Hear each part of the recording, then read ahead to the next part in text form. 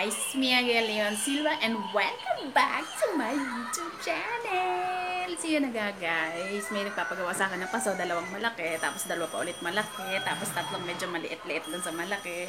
Ay di yun, naisip ko na i-vlog.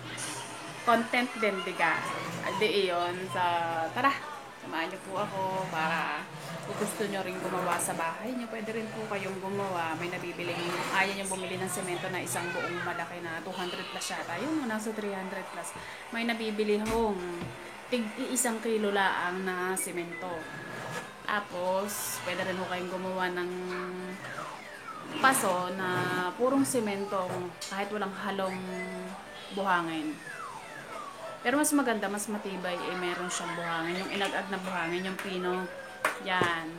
Ang ginagamit ko ang ag-agan din na yung aming salaan sa kusina. Tapos, yung ag-agan ko na yun parang ang liliit ng butas niya. Humanap ulit ako ng medyo malalaki-laki ang butas na ag-agan. Makakita naman ako na yung lutoan ng asawa ko. Ito ng asawa ko, yung drainage ng pag nagluto ka ng pasta, ay malaki-laki ang butas ninyo na ginamit ko. Ay maganda, stainless, kailangan lang. Kada may sipento kailangan siyang hugasan ng ayos. Baka tayo maasbaran. So yun guys, tara. Let's go! Yun guys, itong ginawa ko na to, gaya nga nasabi ko sa inyo na pwede kayong gumawa ng paso na purong semento lang. Pwede rin kayong gumawa ng paso na may lahok siya na buhangin at semento. Itong ginawa ko na to, purong semento lang. Yan, tapos yan, aayos-ayosin nyo lang yung mga nakalawit na yan. Aayusin nyo yung pagkaka-pleats niya para maganda siyang tingnan. Yan, ganyan, ganyan lang yan.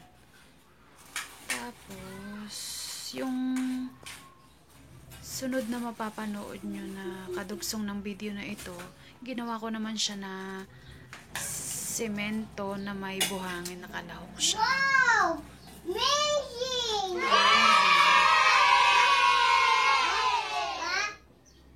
So yan guys, same process lang tayo gaya ng ginagawa natin dati. Pag malalaki ang ginagawa ko, 3:1.5. Pag maliliit, 2:1. Yun. Tapos pag nabuo ko na siya, saka ko na lang siya papakapalin yung loob at saka yung ilalim, yung panloob niya. So ayan. Tapos yan. Kita nyo tong isang paso. Yan na yung medyo makapal na siya, pero kung tutuusin itong bagong gawa ko pa lang na to, napakanipis yan, di ka kitang-kita nyo naman na manipis siya. Bali ginagawa ko dyan, kinakapalan ko pa yan. Pag medyo tuyo na siya, second coating ko pa yan para kumapal siya kagaya nitong isa. Makapal kasi mas matibay. So yan guys, ito na, bali napatigas ko na siya ng isang buong araw, pero hindi pa rin siya gaanong mas matigas. Tsaka gaya ng ginawa natin dati, yung timba, babalutan ng plastic yan para mas madali siyang tungkabin pag tuyo na, kagaya niyan. Tingnan mo. Yan. Tapos yung mga maliliit na plastic naman na yun, isinisingit ko yan sa mga baybay tabi para medyo pabuka yung pagkabukan niya ng konti, hindi siya paiko. O ayan, kita nyo yan, ang dali lang niyan tanggalin pag may plastic. Kaya dapat laging huwag nyo kakalimutang lagyan ng plastic pag isasaklob nyo na yung basahan na may semento sa timba. Ganun lang yun. Yan, kita nyo, napakalambot pa ng pasong ito. Gawa nang naubusan ako ng mga tela. Yan na yung mga medyo maluma na namin kumot na pinagugupit ko. Pinagtiyagaan ko na rin. Tapos pinapakapal ko na lang siya. Unti-unti yung sa loob. Konti sa labas. Bale, ito na yan guys. Ito yung bagong hango pa lang natin dito, yung bagong tanggal pa lang natin dyan yung timba. Tingnan nyo yung pagkakaiba niya. Sobrang nipis nito. Dahil manipis lang yung tela na ginamit ko sa kanya. Pag manipis, talagang ganyan lang talaga siya. Tingnan nyo tong isa na to. Dati ito, ganito lang din siya kanipis. Pinakapal ko lang siya. Nagtimpla ulit ako ng semento na may buhangin. Tapos, tinapal-tapalan ko siya dito para tumibay. Tinapal-tapalan ko siya dito sa may labas. Dito sa may patilos. Tapos, sa loob, medyo madilim. Para kumapal siya, para tumibay. Ganon lang ang technique mo. Tinan nyo pagkakaiba naman itong isa. Sobrang nipis at saka tingnan nyo. Maalog pa siya, malambot.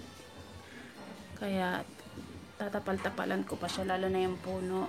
Sobrang nipis. Pag tinaniman to, pag nabasa, wawakwak ito. Bubuka. Ito. Tinan nyo, napakatigas na. Hindi na siya maalog. Tsaka habang tumatagal siya, lalo siyang matibay. Yun. Ayan lang.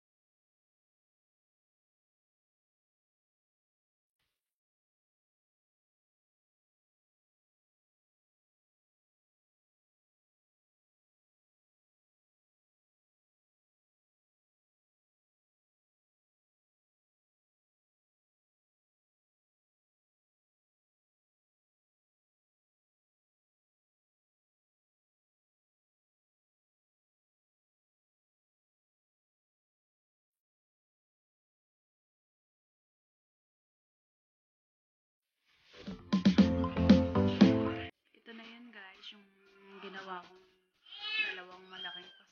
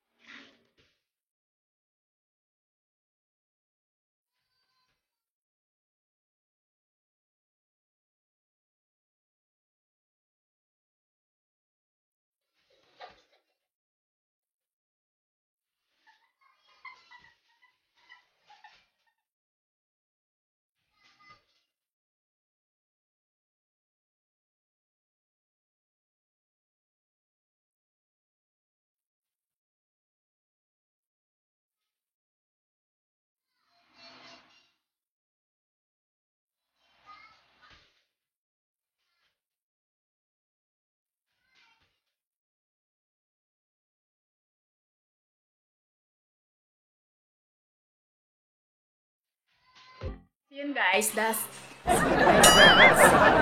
it for today's video. Sana nag-enjoy po kayo at huwag niyo pong kalimutang i-subscribe. Pakiclick na rin ang bell button para updated po kayo sa lahat ng i-upload ko. Let me, yeah! See you lang guys. Bye-bye. See you in my next video.